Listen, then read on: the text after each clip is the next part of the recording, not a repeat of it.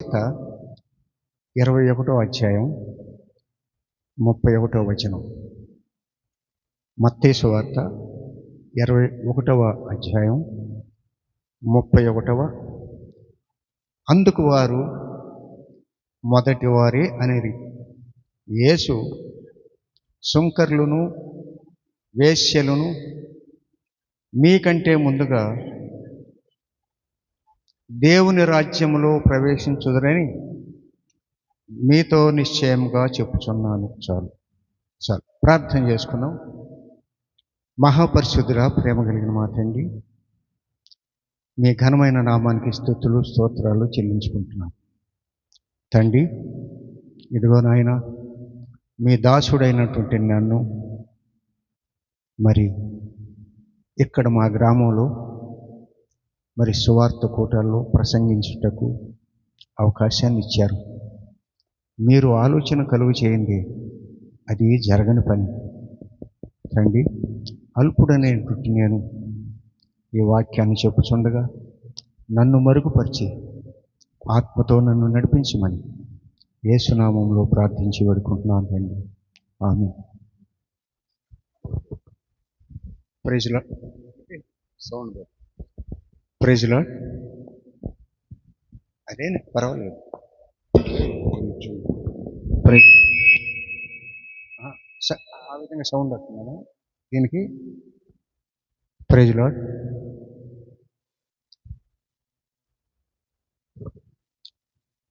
ప్రభు చాలా ఆశ్చర్యకరమైనటువంటి విషయం చెప్తున్నాడు మత్తయి సువార్తలో. అందుకు మొదటి వారే అండ్రి. యేసు దాని తర్వాత ఏసేమంటున్నాడు? సుంకరులను వేశ్యలను మీకంటే ముందుగా పరలోకములో ప్రవేశిస్తారు అని అంటున్నాడు. ఇది మా చర్చిలో ఒకసారి చెప్పాను. మరి అదేమిటి అంత ఆశ్చర్యకరం? సుంకరులు వేశ్యలు మీకంటే ముందుగా ప్రవేశిస్తారు అని అనుకోవటం ఎంత ఆశ్చర్యకరంగా ఉంటుంది. వేశ్యలు అంటే మీకు తెలుసు. సుంకర్లు అంటే ఎవరు? ఆ రోజుల్లో జమీందారుల తరపున, రాజుగారి తరపున పన్ను వసూలు చేసి వాళ్ళని సుంకర్లు అంటారు. అంటే ట్యాక్స్ కలెక్టర్స్. మనకి ఇదివరకు రోజుల్లో ఉండేవాడు ట్యాక్స్ కలెక్టర్స్, పంచాయతీ ఆఫీసులో పన్ను వసూలు చేసేవాళ్ళు. వాళ్ళని సుంకర్లు అంటారు బైబిల్లో. వారు చేసే పని ఏమిటంటే రూపాయి వసూలు చేయాల్సిన చోట 5 రూపాయలు వసూలు చేసేవాళ్ళు, 10 రూపాయలు వసూలు చేసేవాళ్ళు, వాళ్ళ జేబులో వేసేవాళ్ళు. అందువలన ఈ సుంకర్లు అంటే ఆనాటి ప్రజలకి చాలా అసహ్యంగా ఉండేది. వాళ్ళు చాలా పాపపు జీవితం గడిపినట్లుగా భావించేవాళ్ళు. అందువలన ప్రభు ఏమంటున్నాడు అంటే, ఎవరిని ఉద్దేశించి అంటున్నాడు? యాజకుల్ని, పరిసయ్యుల్ని, శాస్త్రుల్ని ఉద్దేశించి అంటున్నాడు. మీకంటే ముందుగా వేశ్యలను సుంకర్లను పరలోక రాజ్యంలో ప్రవేశిస్తారు అంటున్నాడు. దానికి ముందు వాక్యం ఉంది. అందుకు మొదటివాడే అనేది. మొదటివాడు ఎవరు, రెండవ వాడు ఎవరు, అది చదువుకున్నాం. 28 అదే అధ్యాయంలో 28 నుంచి 30 వరకు చదువుకున్నాం. మీకేమి తోచున్నది? ఒక మనుష్యునికి 2 కుమారులు ఉంటాయి. అతడు మొదటివాని వద్దకు వచ్చి, కుమారుడా, మీరు పోయి ద్రాక్ష తోటలో పని చేయమని చెప్పగా వాడు పోను అని ఉత్తరం ఇచ్చాను. దాని పిమ్మట మనసు మార్చుకొని పోయాను. అతడు రెండవ వాని వద్దకు వచ్చి ఆ ప్రకారమే చెప్పగా వాడు, అయ్యా, పోతున్నాను నేను, కానీ పోలేదు. ఈ ఇద్దరిలో ఎవరు తండ్రికి ఇష్ట ప్రకారం చేసినని అడుగగా వారు మొదటివాడే అనేది. ఇది మొదటివారే అంది. ఇది అందరికీ తెలుసు కదా. 2 కుమారులు ఉంటారు ఒక మనుషునికి. 2 కుమారులు ఉంటే మొదటి వాడి దగ్గర పోయి నువ్వు ద్రాక్ష తోటలో పని చేయమంటాడు. వాడు పోను అంటాడు. కానీ తర్వాత మనసు మార్చుకుని పోతాడు. రెండో వాడి దగ్గరికి వచ్చి అదే విధంగా అంటే వాడు పోను అని అన్నాడు కాబట్టి రెండో వాడిని అడిగాడు. రెండో వాడి దగ్గరికి వస్తే వాడు పోతాను అన్నాడు కానీ పోడు. అది అయితే ఒక మనుష్యుడు అంటే ఇక్కడ మనం ఇప్పుడు కూడా అర్థం చేసుకోవాల్సింది ఏమిటంటే మనం దేవునితో పోల్చుకోవచ్చు. బైబిల్లో ఎప్పుడుకైనా తండ్రి, ఒక మనుష్యుడు, ఒక అధికారి అన్నప్పుడు అది ఇదంతా ఉపమాన రీతిగా చెప్పారు కాబట్టి దేవుడైనటువంటి తండ్రితో మనం పోల్చుకోవాలి. మరి ఇద్దరు కుమారులు మొదటి వారిలో ద్రాక్ష తోటలో పని చేయమని చెప్పగాడు పోనని చెప్పాడు. రెండో వాడి దగ్గరకు వచ్చి ఆ ప్రకారమే చెప్పగా వాడు అయ్యా పోదునని చెప్పాడు కానీ పోలేదు. మరి ఈ ఇద్దరిలో ఎవరు తండ్రి ఇష్ట ప్రకారం చేశారు అని అంటే మొదటివాడే అని అనరు. మరి ఇద్దరు కుమారులు ఉపమానం చెప్పిన తర్వాత ఎందుకు ప్రభు 31వ వచనంలో ఆ భాగాన్ని చెప్పాడు?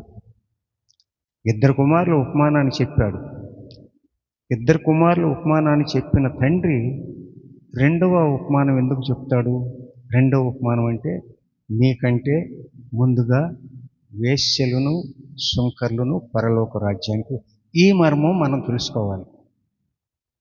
మీకంటే ఎలా వెళ్తారు వాళ్ళు, వేశ్యలు సుంకర్లు. గమనించండి, ఈ ఉపమానం చెప్పటంలో ఆత్మీయ అర్థం ఏమిటి అంటే దాని యొక్క లోననిగిన అర్థం. ఈ ఉపమానం యోధా మత నాయకులకు సూచనగా ఉన్నది. యోధా మత నాయకులు యూదులు యేసుక్రీస్తుని నమ్మరు. తెలుసా? యేసుక్రీస్తుని నమ్మరు. యేసుక్రీస్తుని సిలువ వేయటానికి కారకులు వాళ్ళే. ఆ విధంగా మరి చెప్పబడిన మాటలో అర్థం చేసుకోవాలంటే ముందుగా 19వ వచనం చదువుకుందాం.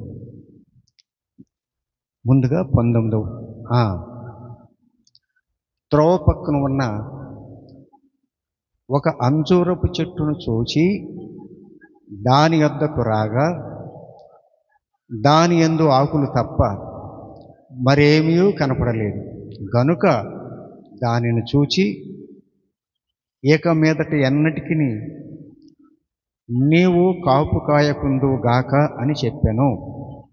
ఆ క్షణమే ఆ అంజూరపు చెట్టు ఎండిపోయెను. చాలు. దీనికి దానికి మనం చదువుకున్న వాక్యానికి ఏమిటి సంబంధం? ఇక్కడ మనం అర్థం చేసుకోవాల్సింది. ఇక్కడ ఏం చెప్పాడు? ఆత్మీయ అర్థం ఏమిటంటే ఉపమానం యోధా మత నాయకుల గురించి చెప్పాడు. యోధా మత నాయకులతో గురించి ఏమని చెప్పాడు? మీకంటే ముందుగా వేశ్యలను సుంకర్లు పరలోక రాజ్యానికి వెళ్తారు అన్నాడు. ఇక్కడ అంజూరపు చెట్టు ఉపమానానికి దీనికి సంబంధం మనం తెలుసుకుందాం.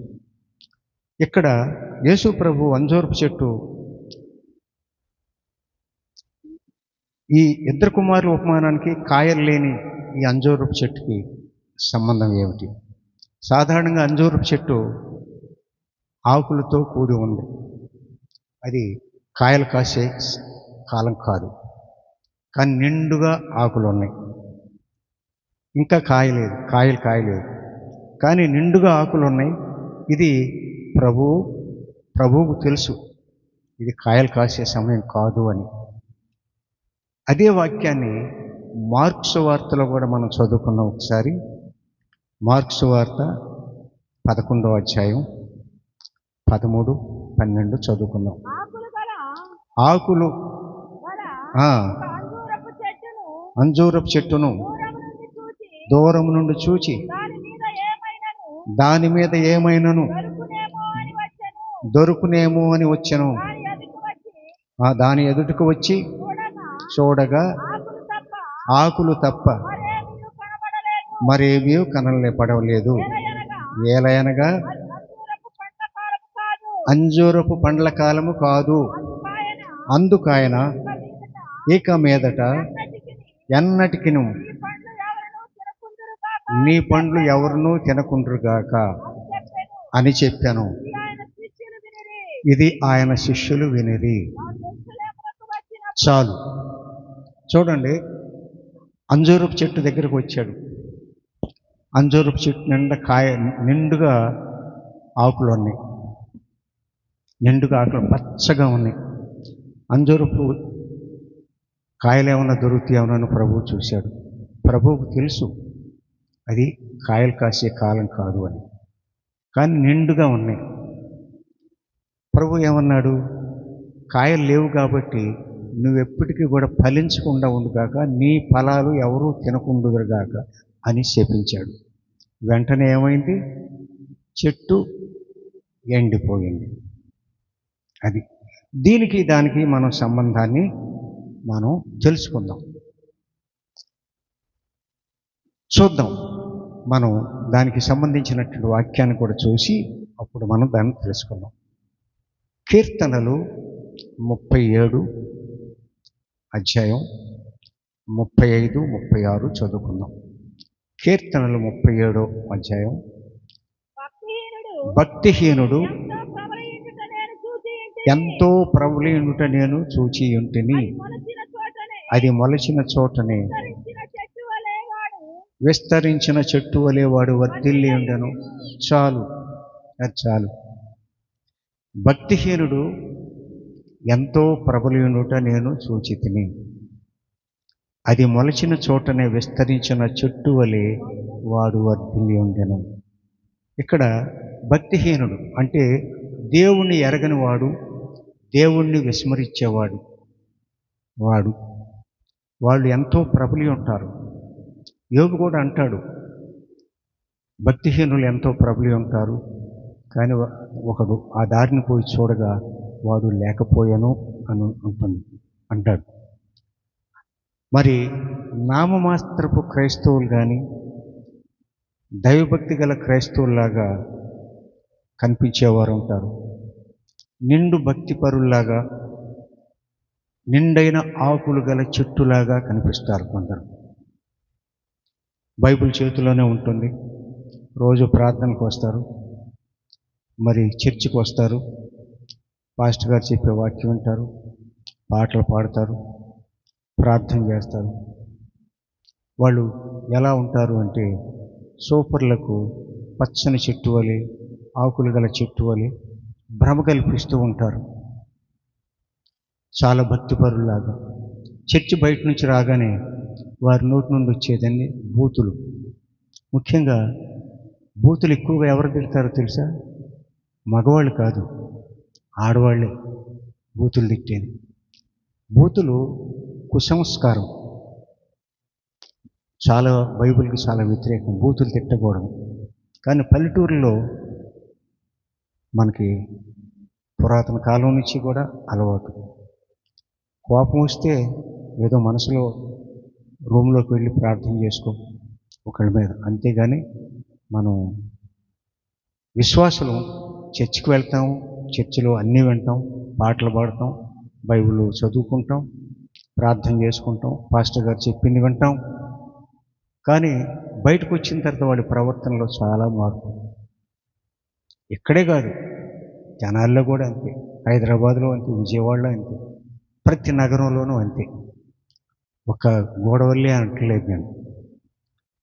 మరి కాయలు లేక ఆకులతో నిండుగా కనిపించే ఈ అంజూరపు చెట్టు ఎవరిని సూచిస్తుంది అంటే ప్రముఖంగా యోధా మత నాయకుల్ని, శాస్త్రులు, పరిసయ్యులు, వాళ్ళను సూచిస్తుంది. తర్వాత పైకి భక్తి గలవారు వలె ఉండి లోపల అవినీతి కలిగినటువంటి,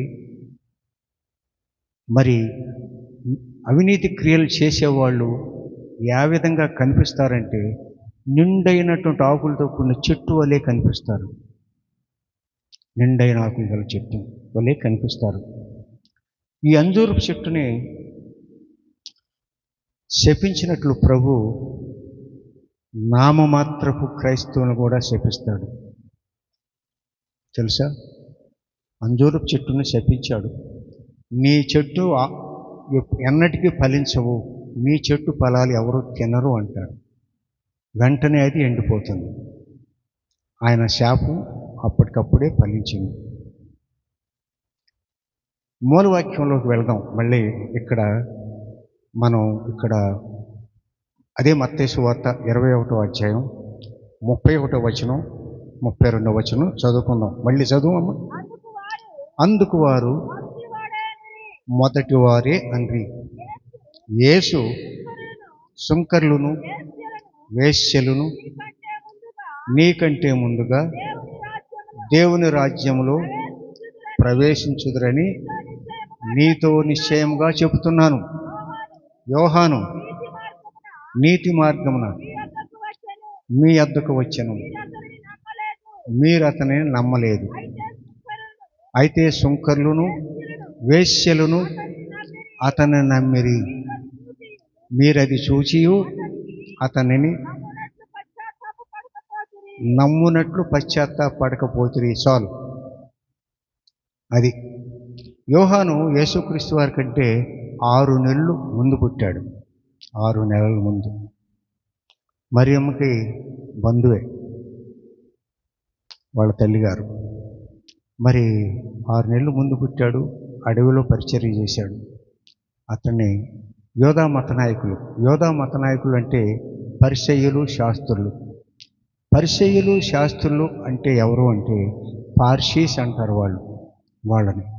వాళ్ళు దేవుని పరిచర్య చేసే దానికి సంబంధించిన వాళ్ళు ధర్మశాస్త్రాన్ని ఎరిగిన వాళ్ళు, ధర్మశాస్త్రాన్ని ఆచరించడంలో ముందుంటారు. బైబిల్లో ధర్మశాస్త్రం అంటే ఏది అంటే మొట్టమొదటి 5 అధ్యాయాలే. అంటే మోషే రాసినటువంటి 5 అధ్యాయాలు, ఆదికాండం నుంచి చివరి వరకు, ఏది ద్వితీయోపదేశ కాండం వరకు కూడా ఉండేవి. ఆ 5 అధ్యాయాలు ధర్మశాస్త్రం అంటారు. ఈ ధర్మశాస్త్రాన్ని తూచా తప్పకుండా ఆచరించేవారు పరిసయ్యులు. శాస్త్రులు అంటే ఎవరంటే ఆ రోజుల్లో మన దేశంలో కూడా ఒక వర్గం వాళ్ళే చదువుకునేవాళ్ళు. పూర్వకాలంలో మనకు స్వాతంత్రం రాకముందు అందరూ చదువుకోవటానికి అర్హత ఉండేది కాదు. బ్రిటిష్ వాళ్ళు రాకముందు ఉండేది కాదు. ఒక వర్గం వాళ్ళే చదువుకునేవాళ్ళు. అక్కడ కూడా ఈ శాస్త్రులు అనేవాళ్ళే చదవగలరు, రాయగలరు. అది శాస్త్రులు అంటే. వాళ్ళు ఈ ధర్మశాస్త్ర గ్రంథాన్ని చదివి వినిపించటం, దాన్ని రాయటం, అందుకని స్క్రైబ్ అంటారు వాళ్ళు రాసేవాళ్ళు. అది శాస్త్రులు అంటే. పరిచయులు అంటేనేమో ధర్మశాస్త్రాన్ని తూచా తప్పకుండా ఆచరించేవాళ్ళు. ధర్మశాస్త్రాన్ని ఆచరిస్తారు కానీ యేసుక్రీస్తుని నమ్మరు. తెలుసా? ధర్మశాస్త్రాన్ని తూచా తప్పకుండా ఆటిస్తారు. అంటే పాత నిబంధనలో మోషే రాసినటువంటి ధర్మశాస్త్రాన్ని తూచా తప్పకుండా ఆచరిస్తారు. 10 ఆజ్ఞలు పాటిస్తారు. కానీ యేసుక్రీస్తుని నమ్మరు. ఎందుకు నమ్మరు అని అంటే యేసుక్రీస్తు వాళ్ళని ఖండించాడు. ఇదే వాక్యంలో మనం చూస్తాం, అనేక చోట్ల ఖండించాడు. మీకంటే ముందుగా వేశ్యలను, సుంకర్లు వెళ్తారు. వేశ్యలు, సుంకర్లు ఎలా వెళ్తారో మనం తర్వాత తెలుసుకుందాం. వాళ్ళు ముందుగా ఎలా వెళ్తారు అనేది. అలాగే మరి మనం 31వ వచనంలో చదువుకున్నట్టు ఇద్దరు కుమారులు, పెద్ద కుమారుడు వేశ్యలకు, సుంకర్లకు సూచనగా ఉన్నాడు. గమనించండి. పెద్ద కుమారుడు వేశ్యలకు, సుంకర్లకు సూచనగా ఉన్నాడు. సుంకర్లు అంటే చెప్పాను కదా, పన్ను వసూలు చేసేవాళ్ళు. రూపాయి వసూలు చేయాలంటే 10 రూపాయలు వసూలు చేసేవాళ్ళు. వాళ్ళకి సూచనగా ఉన్నాడు. చిన్న కుమారుడు యోధా మత నాయకులకు, యూదులకు, శాస్త్రులు, పరిసయ్యులకు సూచనగా ఉన్నాడు. అతడు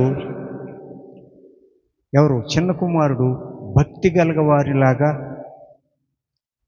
కనిపిస్తాడు. మొట్టమొదటి ఏమంటాడు? తండ్రి ఆజ్ఞని కైకొని నేను పొలంలోకి వెళ్ళి పని చేస్తాను అంటాడు. కానీ వెళ్ళడు. అక్కడ ఏమి స్ఫురిస్తుంది? అతడు చాలా భక్తిపరుడు. ఆకులు గల చెట్టు వలె కనిపించాడు. నిండైన ఆకులు గల చెట్టులాగా కనిపించాడు. కానీ పెద్ద కుమారుడు వేశ్యలకును, సుంకర్లకు సూచనగా ఉన్నాడు. నేను పోను అన్నాడు. అంటే వాళ్ళు ఇరువురు కూడా పాపంలో ఉన్నట్టే, ఇతడు కూడా పాపంలో ఉన్నట్టు అనుకుందాం. పాపంలో ఉన్నట్టు మాట్లాడాడు. కానీ తర్వాత మనసు మార్చుకొని పొలంలోకి వెళ్తాడు. మరి సుంకర్లు, వేశ్యలు ఎలా పరలోకానికి వెళ్తారు? అది కూడా మనం తెలుసుకుందాం.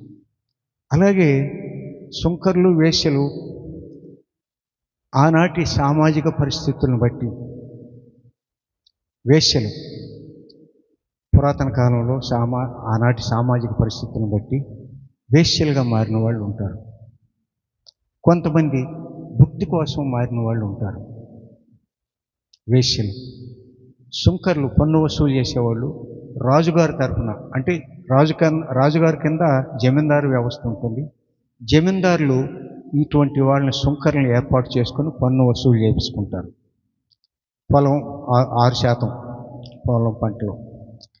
మరి ఇప్పుడు మనకు పొలం పంటలో మన పన్ను వసూలు చేస్తున్న ప్రాపర్టీ ట్యాక్స్ అని, అంటే పొలం ఉన్నవాళ్ళు పన్ను కడతారు కదా, ఆ విధంగా మరి సుంకర్లు అధిక పన్నులు వసూలు చేసేవాళ్ళు. వేశ్యలేమో తన జీవనోభివృద్ధి కోసం వేశ్యావృత్తిలో కొనసాగుతూ ఉన్నారు. మరి ఈ పాప జీవితాన్ని గడిపినటువంటి తర్వాత జీవితంలో సర్వం కోల్పోయి ప్రభు సన్నిధికి చేరుతారు. వాళ్ళు ప్రభు సన్నిధికి చేరుతారు. ప్రభు వారి ఉద్దేశం కూడా అదే. ఉదాహరణకి ఒక వేశ్య ఉన్నది. తన యవ్వన కాలంలో ఎన్నో తప్పులు చేస్తుంది. యవ్వనం అంతా క్షీణించిన తర్వాత, అందం అంతా మాసిపోయిన తర్వాత తన బ్రతుకు జీవం చాలా కష్టమైపోతుంది. అప్పుడు ఇంకా వేరే దారి లేదు. తన విట్టుకాండ్రందరూ కూడా దూరం అయ్యారు. అప్పుడు తిరిగి దేవుని పాదాల యొద్దకు వస్తుంది. దేవుడు క్షమిస్తాడా? తప్పనిసరిగా క్షమిస్తాడు. వాక్యమే అదే చెబుతుంది. నీవు జీవించి ఉండగానే మరణించక ముందు దేవుని కనుక ఆశ్రయించినట్లయితే దేవుడి నీ పాపాలన్నీ కూడా క్షమిస్తాడు. అలాగే సుంకర్లు కూడా పన్ను వసూలు చేసి ఎంతో డబ్బు సంపాదించి చివరి నిమిషంలో వారు దేవుని హత్తుకుంటారు. ఉదాహరణ మనం తర్వాత చూద్దాం. ఇకపోతే ఈ చిన్న కుమారుడు, పెద్ద కుమారుడేమో ఎవరికి సూచనగా ఉన్నాడు? పెద్ద కుమారుడు ఎవరికి సూచనగా ఉన్నాడు? సుంకర్లు, వేశ్యలకు సూచనగా ఉన్నాడు. చిన్న కుమారుడు యోధా మత నాయకులకు సూచనగా ఉన్నాడు. యోధా మత నాయకులకు అంటే పరిసయ్యులు, శాస్త్రులు, వాళ్ళు యోధా మత నాయకులు, వాళ్ళకి సూచనగా ఉన్నాడు. మరి తండ్రి ఆజ్ఞను గైకొనే వాడికి ఫలాలు అందుతాయి. అంజూరపు చెట్టును మరి దేవుడు ఎందుకు శపించినట్లు?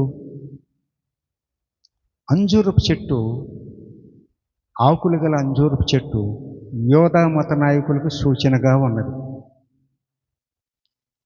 అది పండ్ల కాలం కాదు. ప్రభువుకు ఆ విషయం తెలుసు. అది పండ్ల కాలం కాదు. ప్రభువుకు ఆ విషయం తెలుసు. అయినప్పటికీ కూడా ప్రభు అక్కడ పండ్లు ఏమైనా దొరుకుతాయేమోనని చూశాడు.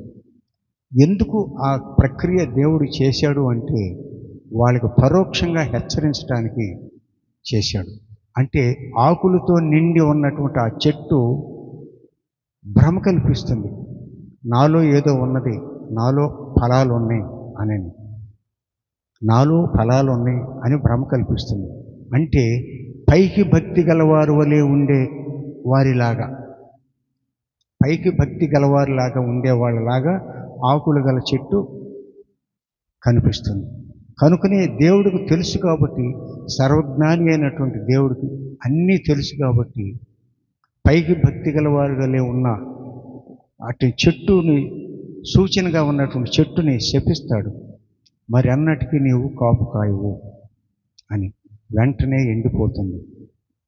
ఈ పైకి భక్తి గలవారు వలె ఉన్నవాళ్ళు కూడా పరిస్థితి కూడా అలాగే ఉంటుంది. పైకి భక్తి గలవారులే ఉంటే తన జీవిత కాలం అంతా కూడా భక్తి గలవారులానే ఉంటారు. వాళ్ళ వేషభాషల్లో మార్పు ఉండదు, వాళ్ళ ఆలోచనలో మార్పు ఉండదు. కానీ ప్రతిరోజు చర్చికి వెళ్తారు, ప్రతిరోజు బైబిల్ చదువుకుంటారు. మరి నేను ఎంతోమందిని చూశాను, జీవితంలో ఎన్నో పాపాలు చేసిన వాళ్ళు చివరి క్షణంలో దేవుణ్ణి హత్తుకొని వాళ్ళు చనిపోయిన వారు కూడా ఉన్నారు, ఇంకా ఉన్నవారు కూడా ఉన్నారు. నా జీవితకాలంలో కూడా నేను ఎంతోమందిని చూశాను. ఆ విధంగా మనం ఇప్పుడు మనం చర్చి ఇక్కడే ఉంది మన చర్చి. పూర్వకాలంలో చర్చి లేదు ఈ గ్రామంలో. మనం పెళ్లి చేయాలంటే పాస్టర్ గారు రావాలి, బట్టిపురం నుంచి రావాలి. ఆయన ఒక పెద్ద హంగీ పెట్టుకుని ఆయన ఎప్పుడు వస్తాడో తెలియదు. 3 గంటలకు పెళ్ళంటే సాయంత్రం 5 గంటలకేమో వచ్చేవాడు. ఆ విధంగా ఉండేది. ప్రార్థన చేయించుకుంటానికి ఎవరు ఉండేవాళ్ళు కాదు. ఎవరు టీచర్స్ ఎవరో ఉండేవాళ్ళు, వాళ్ళ చేత ప్రార్థన చేయించుకునేవాళ్ళు. అంత దేవుడు ఉన్నాడు, మనకు యేసయ్య మనకు తండ్రి, మనకు దేవుడు అని అందరికీ తెలుసు. క్రిస్మస్ రోజున దేవుడు గుర్తొస్తాడు. క్రిస్మస్ పండుగ రోజున ఆ రోజు ఏదో రంగు కాగితాలు కట్టి మైకు పెట్టి పాటలు పెట్టుకుని, సినిమా పాటలు, పలహారాలు తెప్పించుకుని ఏదో మనమంతా క్రైస్తవులు అన్నట్లుగా భ్రమ కల్పిస్తూ ఉంటాం. అదంతా కూడా దేవుని దృష్టిలో వ్యర్థమని మనం తెలుసుకోవాలి. పోతే మరి చిన్న కుమారుడు యోధా మత నాయకులను పోలి ఉన్నాడు. తను దేవునికి తండ్రికి లోబడేవాడినని భ్రమ కల్పించాడు. నేను పోతాను నాన్నగారు, నేను పోయి పని చేస్తాను అంటాడు, కానీ వెళ్ళడు. అది ఈ యోధా మత నాయకులు కూడా అంతే. పైకి భక్తిగల వారిలాగా ఉంటారు, అంటే పరిసయ్యులు శాస్త్రులు పైకి భక్తిగల వారిలాగే ఉంటారు. వాళ్ళు ధర్మశాస్త్రాన్ని తూచా తప్పకుండా పాటిస్తారు. మరి అభిషేకాలు చేస్తారు, బలులు అర్పిస్తారు. ఆ రోజుల్లో బలి అర్పణలు ఉండేవి. యేసుక్రీస్తు పుట్టక ముందు బలి అర్పణలు ఉండేవి. మళ్ళీ బలిపీఠాల పైన అవన్నీ బలి అర్పించేవాళ్ళు, ధూపదీప నైవేద్యాలు వేసేవాళ్ళు. కానీ దేవుణ్ణి అంగీకరించిన వాళ్ళు. అది అటువంటి వారిని పోలినవాడు చిన్న కుమారుడు. చూద్దాం మనం. సుంకర్లి అంటే జక్కయ్య మీ అందరికీ తెలుసు కదా. లూకా సువార్త చూద్దాం. లూకా సువార్త 19వ అధ్యాయం 1 నుంచి 10 వరకు చదువమ్మా. లూకా సువార్త 19వ అధ్యాయం. ఆయన సంచరించుచు యెరికో పట్టణంలో ప్రవేశించి దాని గుండా పోచుండెను. ఇదిగో సుంకపు గుత్తదారుడును ధనవంతుడునైన జక్కయ్య అని పేరు గల ఒకడు యేసు ఎవరో అని చూడగోరెను గాని పుట్టివాడైనందున జనులు గుంపు కూడి ఉండుట వల్ల చూడలేకపోయెను. అప్పుడు యేసు ఆ త్రోవను రానయ్యుండెను గనుక అతడు ముందుగా పరిగెత్తి ఆయన్ను చూచుటకు ఒక మేడి చెట్టు ఎక్కెను.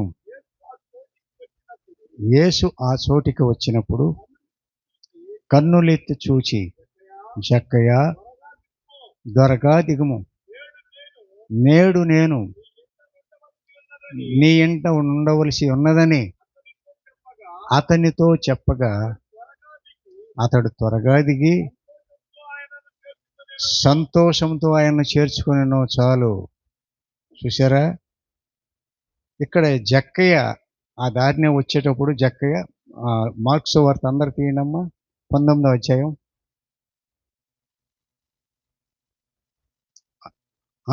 లూకాసు వార్త 19వ అధ్యాయం. నేను కూడా తీస్తాను.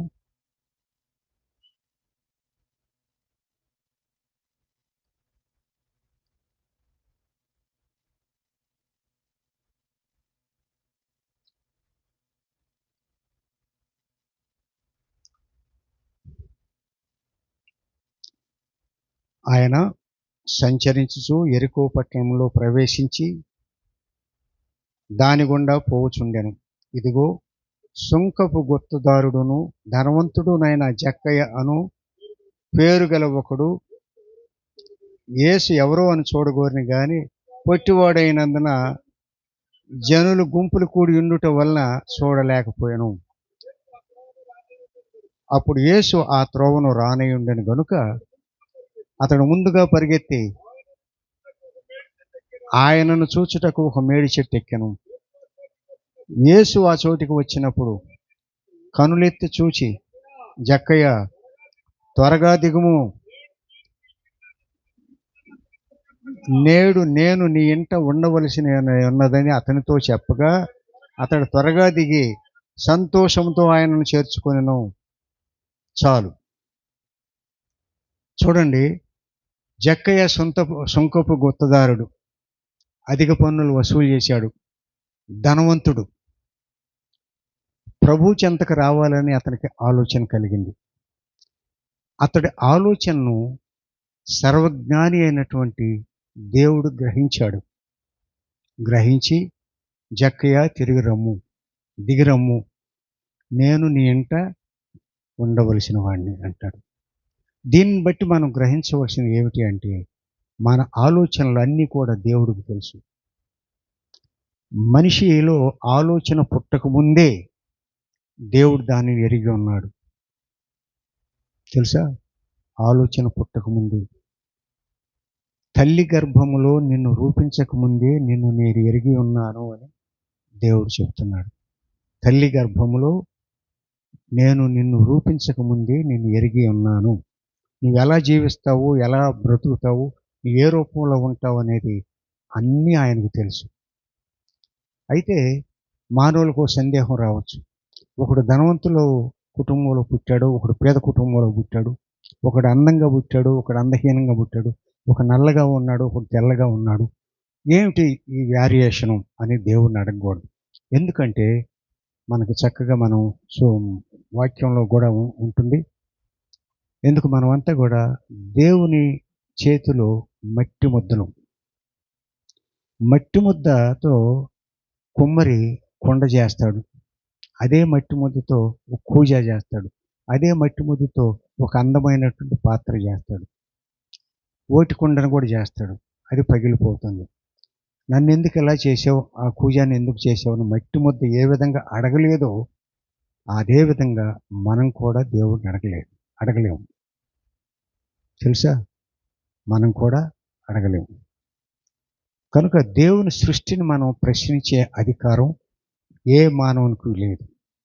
రెండవది, దేవుడు ఆకర్షించితేనే తప్ప ఎవరు దేవుని వద్దకు రాలేరు. అయితే ఇంకొక వాక్యం ఉంది, ఎవరైతే దేవుని వద్దకు వస్తారో వాళ్ళని వద్దు అన్నాడు దేవుడు. తెలుసా? దేవుని వద్దకు స్వచ్ఛందంగా వచ్చేవాళ్ళు ఉంటారు, దేవుడు ఏర్పాటు చేసుకున్న వాళ్ళు ఉంటారు. ఇక్కడ జక్కయ్యని దేవుడు ఏర్పాటు చేసుకున్నాడు. అతను మనసులో ఆలోచన కలిగింది, ప్రభువును చూడగోరాడు. అంతే, యేసు ఎవరో అని చూడగోరాడు. జక్కయ్య దిగు, నీ ఇంట్లో నేను ఈరోజు ఉండవలసింది అంటే ఎంతనే సంతోషపడిపోయాడు. సంతోషపడిపోయి మరి తన అక్రమంగా సంపాదించిన ధనాన్ని అంతా కూడా తిరిగి ఇచ్చేస్తాడు. మరి ఎవరైనా ఇస్తారా ధనవంతులు? ధనవంతుడు పరలోక రాజ్యంలో ప్రవేశించడం అరుదు అని యేసు ప్రభు చెప్పాడు కదా. మరి ఇక్కడ ధనవంతుడే కదా జక్కయ్య, ఇచ్చేస్తాడు. ఎంత గొప్ప విషయం! దేవుడి దగ్గరకు వచ్చి దేవుడు విందు ఏర్పాటు చేసి, నేను పాపిని, నా పాపాలను ఒప్పుకుంటున్నాను అని అంటే సరిపోలా. క్రియాపూర్వకమైనటువంటి విశ్వాసాన్ని జక్కయ్య చూపించాడు. క్రియాపూర్వకమైనటువంటి విశ్వాసం. మనకు విశ్వాసం ఉండొచ్చు, కానీ క్రియలు లేవు. క్రియాపూర్వకమైనటువంటి విశ్వాసం జక్కయ్య చూపించాడు. నేను అక్రమంగా ఎవరి దగ్గర తీసుకుంటే అదంతా తిరిగి ఇచ్చేస్తాను అని అన్నాడు. అందువల్ల దేవుడు అతన్ని క్షమించాడు, అతన్ని చేర్చుకున్నాడు. ఈ విధంగా మనం మొట్టమొదటి చదువుకున్నాం కదా 31వ వచనంలో, సుంకర్లను వేశ్యలను మీకంటే ముందుగా పరలోక రాజ్యంలో చేరుతారు. ఈ జక్కయ్య మరి ఎన్నో పాపాలు చేశాడు, అక్రమంగా సంపాదించాడు. తను సంపాదించినంతా కూడా ఏం చేస్తాడు? పేదలకు దానం చేస్తాడు, పాపాన్ని ఒప్పుకుంటాడు, ఆయన పరలోకానికి వెళ్తాడు. కానీ శాస్త్రులు పరిచయులు ఉన్నారే, వాళ్ళంతా ధర్మశాస్త్రాన్ని ఎరిగిన వాళ్ళు. వాళ్ళు నిత్యం దేవుడి దగ్గరికి వెళ్తారు. అంటే చిన్న కుమారులాగా, చిన్న కుమారుడు నేను పోతాను అంటాడు, పోడు. అంటే ఏదో ఉన్నవాళ్ళలాగా, భక్తిపరుల్లాగా, ఆకులు గల చెట్టులాగా భ్రమ కల్పిస్తూ ఉన్నాడు. ఆ విధంగా భ్రమ కల్పించేవాళ్ళు ఎట్టి పరిస్థితుల్లోనూ కూడా దేవుని రాజ్యానికి వారసులు కాలేరు. అదే పాపం చేసిన వాళ్ళు తన పాపాన్ని ఒప్పుకోవటమే కాదు, క్రియాపూర్వకమైనటువంటి విడుదల కావాలి. క్రియాపూర్వకంగా ఇక్కడ జక్కయ్య క్రియాపూర్వకంగా ఒప్పుకున్నాడు. తను అక్రమంగా సంపాదించిందంతా తిరిగి ఇచ్చేస్తాను అన్నాడు. అదేవిధంగా వేశ్యను గురించి కూడా మనం ఒక ఉదాహరణ చదువుకుందాం. వేశ్యను గురించి కూడా చదువుకుందాం. యోహాను సువార్త 8వ అధ్యాయం 3-4 చదువుకుందాం. చదువమ్మా.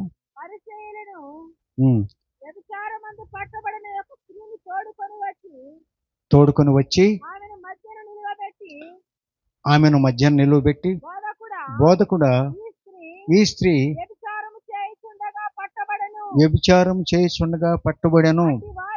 అట్టి వారిని రాళ్ళు రువ్వి చంపవలనని ధర్మశాస్త్రంలో మోషే మనకు ఆజ్ఞాపించను కదా.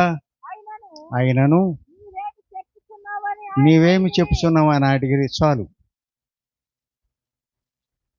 ఇక్కడ వ్యభిచారంలో పట్టుబడిన స్త్రీ పట్టుబడింది. వ్యభిచారంలో పట్టుబడిన వాళ్ళని రాళ్ళు రువ్వి చంపాలి, ధర్మశాస్త్రం ప్రకారం, మోషే ధర్మశాస్త్రం ప్రకారం. ఆ రోజుల్లో వ్యభిచారంలో పట్టుబడిన వారిని రాళ్ళు రువ్వి చంపాలి. ఆమెను మరి వెంటాడుతూ వచ్చారు. ఆమె పరిగెత్తుకుంటూ వచ్చి ప్రభు పాదాల పైన పడింది. బోధకుడా, ఈమె వ్యభిచారంలో పట్టుబడింది, మరి ఆమెను రాళ్ళు రువ్వి చంపాలి కదా, నువ్వేం చెబుతావు అని అంటారు. ఇక్కడ ఆమె ప్రభువును ఆశ్రయించింది కాబట్టి ఆమె కూడా పరలోకానికి అర్హురాలు అనే ఉదాహరణ లేదు. అయితే ఇక్కడ ఇంకొక విషయం కూడా మనం చర్చించుకుందాం. ఇక్కడ యేసు ప్రభు వారు, అమ్మ వాళ్ళెవరూ నిన్ను శిక్షించలేదు. ఆయన ప్రభువారు అంటాడు తర్వాత, మీలో పాపం చేయని వాళ్ళు ఎవరో ముందుగా రాయి వేయండి అంటాడు. అందరూ ఆలోచించి ఆ రాళ్ళు కింద పడేసి వెళ్ళిపోతారు. యేసుప్రభు వారు తలెత్తి, అమ్మ వారెవరు నిన్ను రాళ్ళు వేయలేదా నీ మీద అండి, నేను కూడా నిన్ను శిక్షించను, వెళ్ళు, ఇంకా పాపం చేయకు అంటాడు. ఎంత దయామయుడు చూడండి. అంటే ధర్మశాస్త్రాన్ని వ్యతిరేకించాడు కదా, ఆయనే కదా ధర్మశాస్త్రాన్ని ఇచ్చింది. తండ్రి రూపంలో ధర్మశాస్త్రం ఇచ్చింది. ఈయనే తండ్రి, ఈయనే కుమారుడు, అది గుర్తుపెట్టుకోండి. తండ్రి వేరు కాదు, ఈయన వేరు కాదు. యోహాను సువార్తలో క్లియర్గా ఉంటుంది. నేనును తండ్రి ఏకమై ఉన్నారు, నన్ను చూసిన వాళ్ళు తండ్రిని కూడా చూసినట్లు అని ప్రభువే అనేక సార్లు చెప్తాడు. ఆ విధంగా మరి ఎందుకు దేవుడు శిక్షించలేదు? ఇక్కడ శాస్త్రులు పరిసయ్యులు ఇక్కడ వాళ్ళ ఉద్దేశం ఏమిటి అంటే, యేసుక్రీస్తుని ఎలాగైనా సరే ఇబ్బంది పెట్టాలి, ఇరుకులో పెట్టాలి అనుకున్నారు. అతన్ని శిక్షార్హుని చెయ్యాలి అని. ఎందుకంటే ఇక్కడ యేసు ప్రభువుకు తెలుసు, వ్యభిచారంలో పట్టబడిన స్త్రీ ఒక్కతే తనందరికి తను వ్యభిచారం చేయదు కదా, పురుషుడు ఉండాలి కదా. పురుషుడిని ఎందుకు తీసుకురాలేదు వాళ్ళు? అది మొదటి ప్రశ్న. రెండో ప్రశ్న ఏమిటంటే, యేసుక్రీస్తుకి మరణశిక్ష వేసే అధికారం లేదు. ఎందుకంటే అప్పుడు యోధా రాజ్యాన్ని రోమీయులు పరిపాలిస్తున్నారు. రోమీయులు పరిపాలిస్తున్నారు కాబట్టి మరణశిక్ష వేసే అధికారం గవర్నర్కి మాత్రమే ఉంది. మరణశిక్ష వేసే అధికారం. యేసుక్రీస్తు రాళ్ళు రువ్వి ఆమెను చంపండి అని అంటే వాళ్ళు ఫిర్యాదు చేస్తారు, యేసుక్రీస్తు ఈమె మీద మరణశిక్ష వేశాడు అని. అప్పుడు యేసుక్రీస్తు ఆ రాజు శిక్షిస్తాడు. అది అందువల్ల వీళ్ళ యొక్క కుయుక్తిని ఎరిగినటువంటి యేసు ప్రభు, అమ్మా నేను కూడా నిన్ను శిక్షించును, ఇంకా పాపం చేయకు వెళ్ళు అని అంటాడు. వీళ్ళందరూ అంటారు, ఎందుకు నువ్వు ధర్మశాస్త్రాన్ని వ్యతిరేకించావు అని అంటారు. ధర్మశాస్త్రాన్ని వ్యతిరేకించావు. ధర్మశాస్త్రంలో ఏముంది? వ్యభిచారం చేసిన స్త్రీ పురుషుల్ని ఇరువురిని కూడా రాళ్ళు రువ్వి చంపాలి అంటాడు. మరి పురుషుడేడి? ఇక్కడ చారిత్రక బైబిల్లో, ఇంగ్లీష్ బైబిల్లో ఒక వ్యాఖ్యానం రాశాడు ఆనాటి మత పెద్దలు. పురుషుడు ఈ పరిసయ్యులకు సంబంధించిన వాడై ఉంటాడు, అందుకని ఆయన విడిచిపెట్టారు. శాస్త్రులకు పరిసయ్యులకు బంధువో లేకపోతే వీళ్ళకి సంబంధించిన వాడే అయి ఉంటాడు, అందుకని ఆవిడని విడిచిపెట్టారు, ఈవిడ మాత్రం తీసుకొచ్చారు అని అభిప్రాయం వెలుపుచ్చాడు ఆ కవి. అవన్నీ కూడా బైబిల్లో రాయబడలేదు, వాటిని మనం ఎక్కువగా పరిశీలనలో కూడా తీసుకోకూడదు. బైబిల్లో వ్రాయబడిన అంశాలని మనం ఎక్కువగా పరిగణలోకి తీసుకోకూడదు. ఇక్కడ ఎంతవరకు అంటే పురుషుని తీసుకురాలేదు, స్త్రీని మాత్రమే తీసుకొచ్చారు. అది ప్రభువుకు తెలుసు. రెండవది, ఈయన గనక రాళ్ళు రువ్వి చంపండి అని అంటే అది రాజాజ్ఞను వ్యతిరేకించినట్లు అవుతుంది. రాజాజ్ఞని వ్యతిరేకించినప్పుడు ఒక కైసరుకు మాత్రమే అధికారం ఉంది. కైసరు ఎవరికి ఇచ్చాడు అధికారం? గవర్నర్కి ఇచ్చాడు. పిలాతుకి ఇచ్చాడు. పిలాతుకి ఆ అధికారం ఉంది. అప్పుడు రాళ్ళు రువ్వి చంపండి అని ఎవరు అనాలి? పిలాతు అనాలి. యేసు ప్రభువారు సామాన్య వ్యక్తిగా జీవిస్తున్నాడు కదా, ఆయనకు అధికారం లేదు. ఆ విధంగా ఆయన్ని చిక్కుపరచాలని, ఆయన్ని ఇబ్బందులకు గురి చేయాలని వీళ్ళందరూ కూడా శాస్త్రులు, పరిసయ్యులు ప్రయత్నించారు. ఆ విధంగా వ్యభిచారం చేసిన స్త్రీ రక్షింపబడింది. యేసుక్రీస్తు వారు 21:30లో చెప్పినట్టుగా, మత్తయి సువార్త 21:31లో చెప్పినట్టుగా, శాస్త్రులను పరిసయ్యులను మీకంటే ముందుగా పరలోక రాజ్యంలో ప్రవేశిస్తారు అంటంలో ఈ రెండు ఉదాహరణలు మనం పరిగణలోకి తీసుకోవచ్చు. మూలవాక్యంలో మనం చదువుకున్నాం 21:19 మరొకసారి చదవండి. 21:19 మరొకసారి. అప్పుడు త్రోవ పక్కన ఉన్న ఒక అంజూరపు చెట్టును చూచి దాని యొద్దకు రాగా దాని యందు ఆకులు తప్ప మరేమీ కనపడలేదు. దానిని చూచి ఇక మీదట ఎన్నటికి నీవు కాపు కాయకుండువు గాక అని చెప్పాను. చెట్టు వెంటనే వెండిపోతుంది కదా, మార్క్స్ వార్తలో కూడా అదే రాస్తాడు. మరి ఇక్కడ చూస్తే ఆకులు ఎవరికి సూచనగా ఉన్నాయి? నిండైన ఆకులు, అంజూరపు చెట్టుకు నిండుగా ఉంది. ఆకులు ఎవరికి సూచనగా ఉన్నాయి? యోధా మత నాయకులకు సూచనగా ఉంది. శాస్త్రులు, పరిసయ్యులు, యోధా మత నాయకులు, ధర్మశాస్త్రాన్ని నమ్మి ధర్మశాస్త్రాన్ని అనుసరించే వాళ్ళకు సూచనగా ఉంది. అంటే మేమంతా చాలా భక్తిపరులు, మేము ఎప్పుడు పచ్చగా ఉంటాం, నిండైన మాలో ఏదో ఉన్నది అని భ్రమ కల్పించే విధంగా ఉన్నది. ఫలాలు అంటే యేసుని నమ్మిన వాళ్ళు జనాంగంతో మనం పోల్చుకోవచ్చు. దాంట్లో ఫలాలు ఏమీ లేవు. అంటే యేసుని నమ్మిన వాళ్ళు ఎవరు ఆ చెట్టులో లేరు, కనుకనే ఆ చెట్టుని శపించాడు దేవుడు. మొదటి కుమారుడు వేషధారణ లేదు, వేశ్యలకు సుంకరికి సాదృశ్యంగా ఉన్నాడు. తరువాత మనసు మార్చుకొని పొలంలోకి వెళ్ళి పనిచేస్తాడు. రెండో కుమారుడు ఆకులు గల చెట్టుతో పోల్చబడ్డాడు. అంటే తండ్రి దగ్గర చాలా వినయ విధేయతలు ప్రవర్తించి, నాన్నగారు నేను వెళ్తాను అని అంటాడు. కానీ వెళ్ళడు. అటువంటి వారు ఈనాడు కూడా మనం చాలామంది ఉన్నారు. చాలామంది ఉన్నారు. మనం అలా ఉండకూడదు. ఆకులు గల చెట్టులాగా ఉండకూడదు. ఫలించే చెట్టులాగా మనం ఉండాలి. అంటే మొదటి కుమారులాగా మనం ఉండాలి. మనం తప్పులు చేయొచ్చు, పాపం చేసి ఉండొచ్చు. ప్రతివాడు పాపం చేసినట్లే బైబిల్ చెప్తుంది. ఏ మనుష్యుడు కూడా పుట్టుకతో నీతిమంతుడు కాదు, పుట్టుకతోనే పాపి. కనుక మనం పాపంలో పుట్టి పాపంలో పెరిగినటువంటి మనం క్రీస్తుని నమ్మటం ద్వారా నీతిమంతులుగా మార్చబడతాం. క్రీస్తుని నమ్మి ఆశ్రయించడం ద్వారా నీతిమంతులుగా తీర్చబడతాం. కానీ ఆకులు గల చెట్టులాగా భ్రమ కల్పించకూడదు. క్రియాపూర్వకమైన విశ్వాసమే మనల్ని రక్షిస్తుంది. క్రియలు లేని విశ్వాసం మృతం. క్రియలు లేని విశ్వాసం మృతం. అది నువ్వు రోజు చర్చికి వెళ్తావు. మరి నువ్వు బయటకు వచ్చిన తర్వాత నీ పాప జీవితం నువ్వు కొనసాగించినట్లయితే అది ఎలా ఉంటుంది? ఆకులు గల చెట్టులాగా ఉంటుంది. ఆకులు గల చెట్లు. ఆ విధంగా బైబిల్లో మనకు వాక్యం ఉంది కదా, మొదటివాడు కడపటివాడు అవుతాడు. ఇక్కడ మొదటివాడు ఎవరు? పెద్ద కుమారుడు. వాడు కడపటివాడు మొదటివాడు అయ్యాడు అని.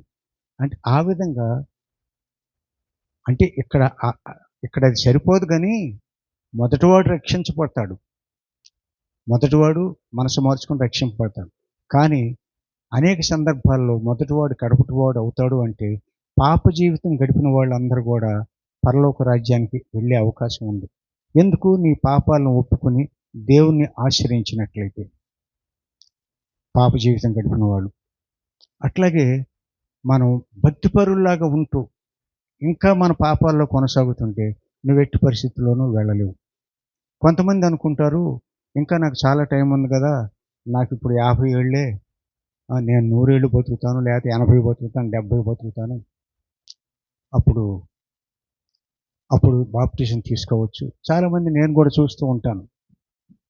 కానీ మీకు తెలియదు, ఆకస్మికంగా ఎప్పుడు మనకి ఏ ఆపద వస్తుందో తెలియదు. మీరు ఏదైనా ఒక భయంకరమైన రోగం వచ్చినప్పుడు దేవుణ్ణి కూడా మీరు స్తుతించలేరు. తెలుసా? మనసంతా కకాయ వికలమైపోయి అయ్యో రామ, అయ్యో బాబు, అమ్మ, నాయన అనుకుంటూ ఉంటావు. తెలుసా? నీవు అసలు దేవుణ్ణే జ్ఞాపకం చేసుకోలేవు. అటువంటి స్థితిలో పడిపోతావు. బాప్టిజం తీసుకోలేవు. నేను ఎన్నో చూశాను. అటువంటి స్థితి వస్తుంది. దేవుడే కల్పిస్తాడు ఒక్కోసారి. విర్రవీగిన వాళ్ళని, దేవుని విస్మరించే వాళ్ళని, దేవుని తృణీకరించే వాళ్ళని దేవుడు పిలిస్తేనే తప్ప ఎవరు ఆయన వద్దకు వెళ్ళలేరు. అందరికీ అవకాశం ఇవ్వడు బాప్టిజం తీసుకునే అవకాశం. చాలామంది ఉన్నారు, మా చర్చిలో కూడా ఉన్నారు, చాలా విశ్వాసుల్లాగా ప్రవర్తిస్తూ ఉంటారు, కానీ బాప్టిజం తీసుకోరు. మేము హెచ్చరిస్తూ ఉంటాం. మన మీటింగ్లో అప్పుడు వేదనాయకం గారు అడిగారు, బాప్టిజానికి ఎవరైనా ఉన్నారా అని. బాప్టిజం తీసుకోవాల్సిన వాళ్ళు చాలామంది ఉన్నారు, కానీ ఎవరు ముందుకు రావట్లేదు అని చెప్పాం. అంటే వాళ్ళు ఏమనుకుంటారు అంటే, ఇంకా చాలా జీవితం ఉంది, నేను ఇంకా చేయవలసిన పాపాలు ఉన్నాయి, పాపం చేస్తున్నాను అనుకుంటారు. ఇంకా నేను అడిగిన ఒక అతను కూడా చెప్పాడు, లేదులేండి నేను ఇంకా సిద్ధపడలేదు, నాలో కొన్ని లోపాలు ఉన్నాయని అన్నాడు. ఆ విధంగా అంటే వాళ్ళు స్థిర మనస్సు ఇంకా వాళ్ళలో కలగలేదు. దేవుని పట్ల జిజ్ఞాస కలగలేదు వాళ్ళకి. దేవుణ్ణి ఇదే సమయం, దేవుణ్ణి నువ్వు రక్షణ పొందే సమయం. రేపటి దినం నీది కాకపోవచ్చు. ఆకస్మిక మరణం సంభవించవచ్చు.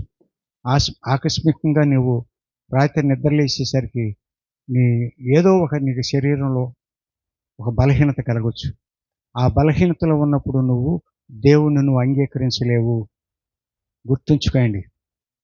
మనిషి బలహీనతలో ఉన్నప్పుడు, శరీర బలహీనతలో ఉన్నప్పుడు ఎట్టి పరిస్థితుల్లోనూ నువ్వు దేవుణ్ణి స్తోత్రం ప్రభు అని కూడా అనలేవు. ఏం దేవుళ్ళే అని అనుకుంటావు. నిరాశ నిస్పృహలో అనుకుంటావు. ఆ విధంగా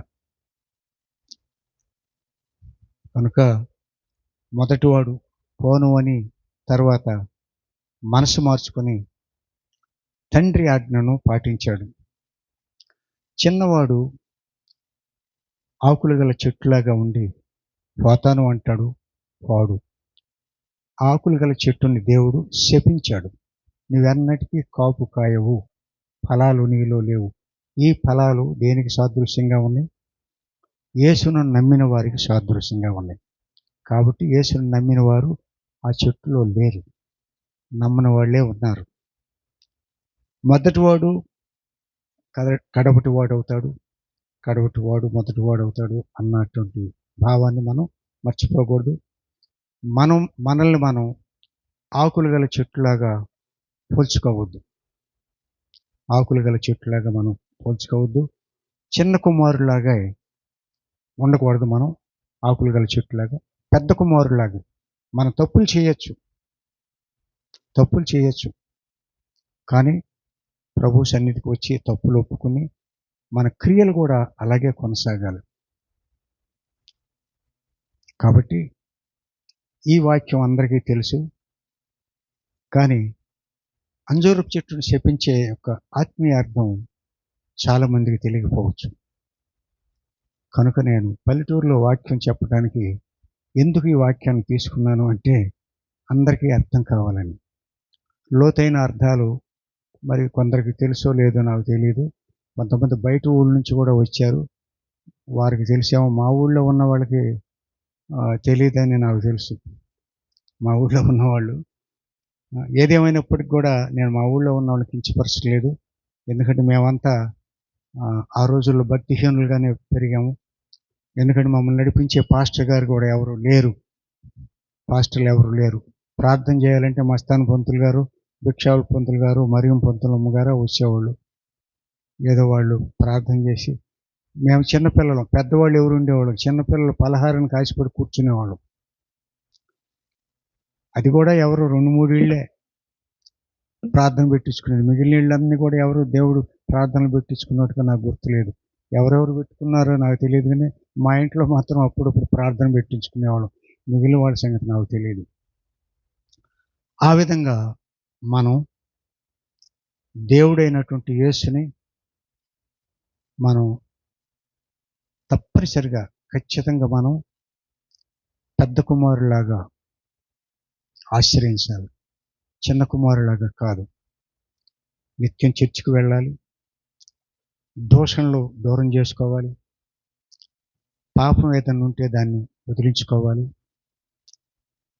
నీ కష్టార్జితంతో నువ్వు తిని సుఖంగా ఉండటం కంటే మేలైనది మరొకటి లేదు అని ప్రసంగి గ్రంథంలో 5 సార్లు రాస్తాడు. నీ కష్టార్జితాన్ని నువ్వు తిని సుఖంగా జీవించడం కంటే మేలుకరమైనది మరొకటి లేదు అని 5 సార్లు రాస్తాడు. అలాగే మన కష్టార్జితం మనకు తప్పదు. మనకేం ఆస్తిపాస్తులు లేవు. కొంతమంది ఉద్యోగాలు చేసుకున్నారు, వాళ్ళంతా హైదరాబాద్లోనే ఎక్కడో స్థిరపడతారు. ఈ ఊరికి కూడా వాళ్ళ జ్ఞాపకం ఉండదు. మేము కూడా స్థిరపడవచ్చు, హైదరాబాద్లో ఇల్లు కట్టుకోవచ్చు, తెనాల్లో ఇల్లు కట్టుకున్నాం. కానీ తెనాలి కంటే మాకు గోడవల్లే ముఖ్యమని అనుకుంటున్నాం. ఎందుకంటే మా అంతిమ యాత్ర ఇక్కడ ముగుస్తుంది కాబట్టి, గోడవల్లి గ్రామంలో. ఎందుకంటే మా పూర్వీకులందరూ ఇక్కడే ఉన్నారు. దేవుడు ప్రభు చిత్తం అయితే మనమంతా దేవునిలో మరణించినట్లయితే, ఆత్మీయ మరణం పొందినట్లయితే మనందరం కూడా కలుసుకుంటాం. అప్పుడు ఒకరినొకరు పలకరించుకుంటాం. వారు కూడా దేవునిలో మరణించినట్లయితే. ఎవరు దేవునిలో మరణించారో ఎవరు మరణించలేదో మనకు తెలియదు. ప్రార్థన చేసుకున్నాం.